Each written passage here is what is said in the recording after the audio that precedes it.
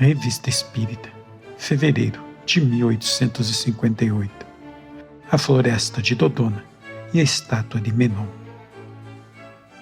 Para chegar à floresta de Dodona, passamos pela rua Lamartine e paramos um instante em casa de Sra. B, onde vimos um imóvel dócil propor-nos um novo problema de estática.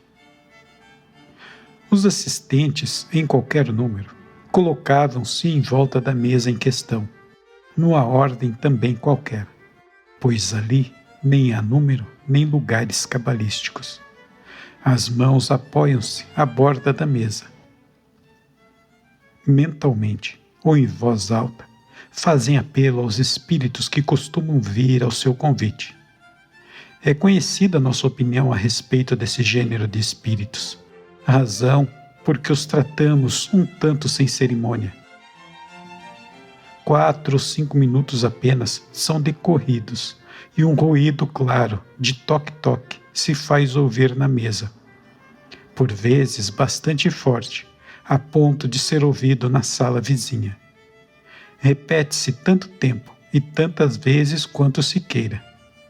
A vibração é sentida nos dedos e aplicando-se o ouvido à mesa. O que não se deve esquecer, reconhece-se que o ruído, sem engano possível, se origina na substância mesma da madeira, pois toda a mesa vibra, dos pés ao tampo. Qual a causa desse ruído? É a madeira que estala? Ou, como se costuma dizer, um espírito? Afastemos inicialmente qualquer ideia de fraude, pois encontramo-nos em casa de gente séria e de boa companhia, incapaz de se divertir à custa daqueles que recebem de boa vontade. Aliás, essa casa não é privilegiada. Os mesmos fatos se reproduzem em muitas outras, igualmente honestas. Permita-nos, entretanto, antes da resposta, uma pequena digressão. Um jovem bacharelando estava em seu quarto, estudando pontos do exame de retórica, quando bateram à porta. Penso que todos admitem ser possível distinguir a natureza do ruído e, sobretudo, a sua repetição. Se é causado por um estalo da madeira, pela agitação do vento ou por qualquer outra causa fortuita, ou se é alguém que bate, querendo entrar. Neste último caso, o ruído tem um caráter intencional que não pode ser confundido. É o que pensa o nosso estudante. Entretanto, para não se incomodar inutilmente, quis certificar-se, pondo à prova o visitante. Se for alguém, diz ele, bata 1, 2, 3, 4, 5, 6 vezes. Bata no alto e embaixo, à direita ou à esquerda. Bata o compasso musical. Bata a chamada militar, etc. E a cada um desses pedidos, o ruído obedece com a mais perfeita exatidão. Com certeza, pensa ele, não pode ser o estalo da madeira, nem o vento, nem mesmo um gato, por mais inteligente que seja. Eis um fato. Vejamos a que consequências seremos conduzidos pelos argumentos silogísticos. Assim, ele fez o seguinte raciocínio: ouço um barulho, logo é alguma coisa que o produz. Esse barulho obedece às minhas ordens, portanto, a causa que o produz me compreende. Ora, o que compreende tem inteligência, portanto, a causa desse barulho é inteligente. Se é inteligente, não é a madeira nem o vento. Se, pois, não é a madeira nem o vento, é alguém. Então foi abrir a porta. Vejamos que não é preciso ser doutor para chegar a esta conclusão, e julgamos nosso futuro bacharel suficientemente aferrado aos seus princípios para concluir do seguinte modo. Suponhamos que ao abrir a porta ele não encontre ninguém, e que o barulho continue exatamente como antes. Ele seguira os seus súditos. Acabo de provar a mim mesmo, sem contestação, que o barulho é produzido por um ser inteligente, uma vez que responde ao meu pensamento. Ouço sempre esse barulho à minha frente, e é certo que não sou eu quem bate. Portanto, é um outro. Ora, se esse outro eu não vejo, claro que ele é invisível. Os seres corporais que pertencem à humanidade são perfeitamente visíveis. Este que bate, sendo invisível, não é um ser humano corpóreo. Ora, desde que chamamos espíritos os seres incorpóreos, aquele que bate, não sendo corpóreo, é, pois, um espírito. Julgamos perfeitamente lógicas as conclusões do nosso estudante. Apenas aquilo que nós demos como suposição é uma realidade, no tocante às experiências que se faziam em casa de Sra. B. Diremos mais que era desnecessária a imposição das mãos e que todos os fenômenos se produzem igualmente bem, com a mesa livre de qualquer contato. Assim, conforme o desejo expresso, as batidas eram dadas na mesa, na parede, na porta e em outros lugares designados verbal ou mentalmente. Eles indicavam a hora e o número de pessoas presentes, batiam o avanço e a chamada militares, assim como o compasso de uma música conhecida. Imitavam o trabalho do toneleiro, o ruído da serra, o eco, as descargas de patrulhas ou de pelotões e outros efeitos que seria longo descrever. Contaram-nos que em certos círculos ouvia-se a imitação do sibilar do vento, o ciciar das folhas, o estrondo do trovão, o marulho das vagas, o que nada tem de surpreendente. A inteligência da causa tornava-se patente quando, por meio desses golpes, eram obtidas respostas categóricas a certas perguntas. Ora, é a esta causa inteligente que chamamos, ou melhor dizendo, que ela mesma se chamou Espírito. Quando esse espírito queria dar uma comunicação mais desenvolvida, indicava por um sinal particular que queria escrever. Então, o médium escrevente tomava o lápis e transmitia seu pensamento por escrito.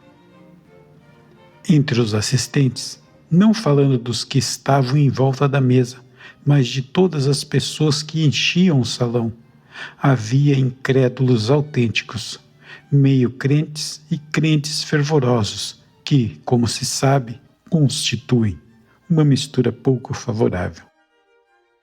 Os primeiros, nós os deixamos à vontade, esperando que a luz se faça para eles. Respeitamos todas as crenças, mesmo a incredulidade, que constitui uma espécie de crença quando essa se respeita suficientemente para não chocar as opiniões contrárias.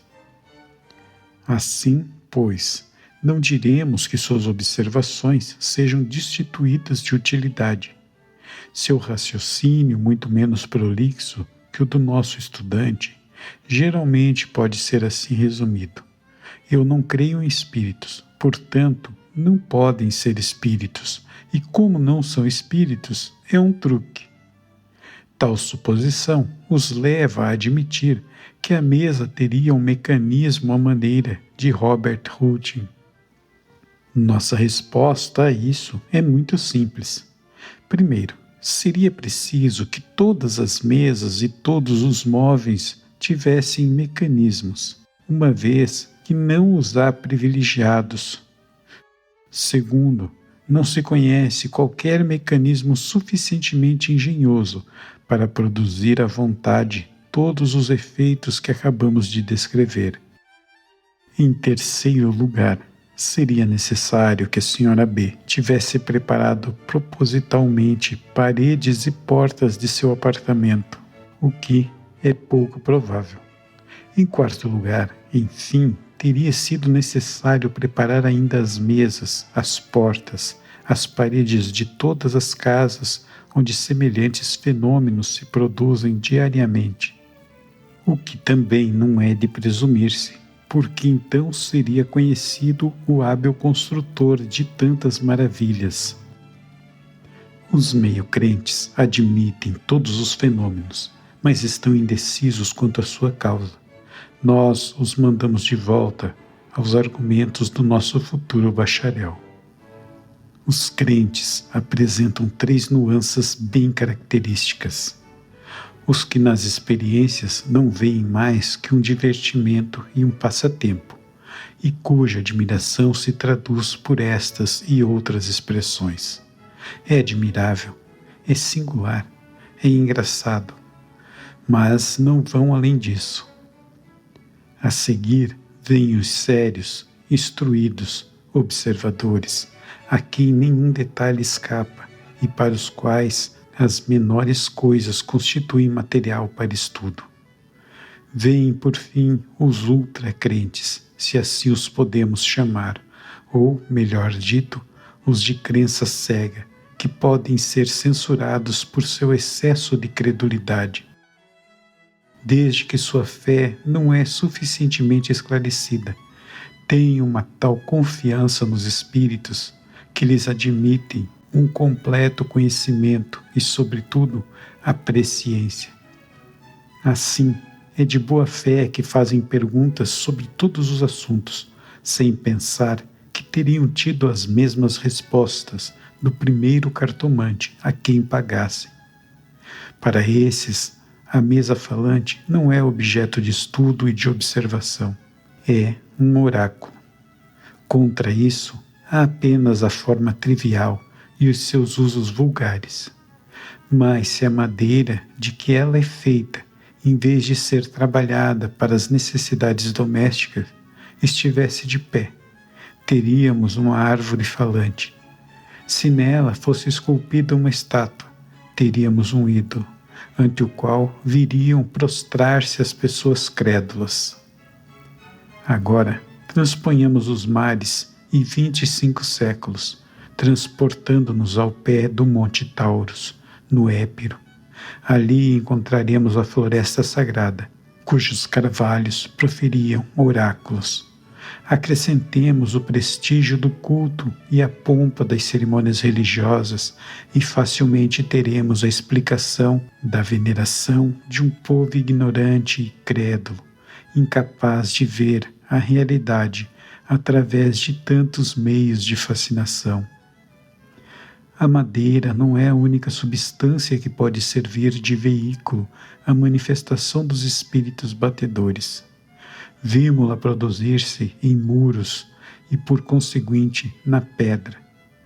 Temos assim, pois, as pedras falantes.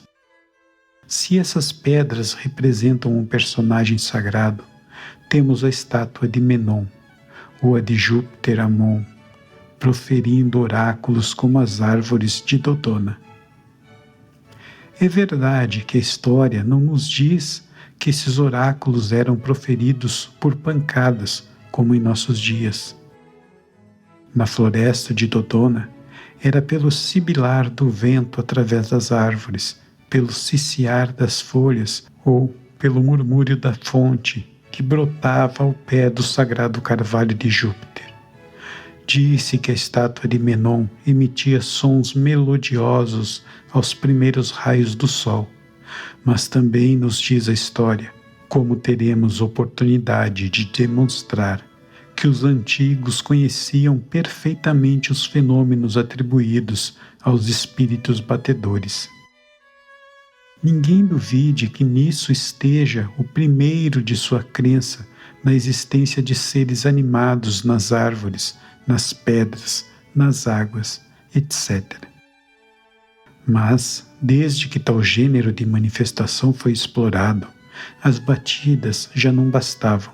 Eram muito numerosos os visitantes para que a cada um se oferecesse uma sessão particular. Aliás, teria sido muito simples. Era necessário o prestígio e, desde que enriqueciam o templo com suas oferendas, essas despesas deviam ser cobertas. O essencial era que o objetivo fosse olhado como sagrado e habitado por uma divindade. Nestas condições, era possível fazê-lo dizer aquilo que se quisesse, sem necessidade de tantas precauções. Os sacerdotes de Menon, ao que se diz, empregavam fraudes.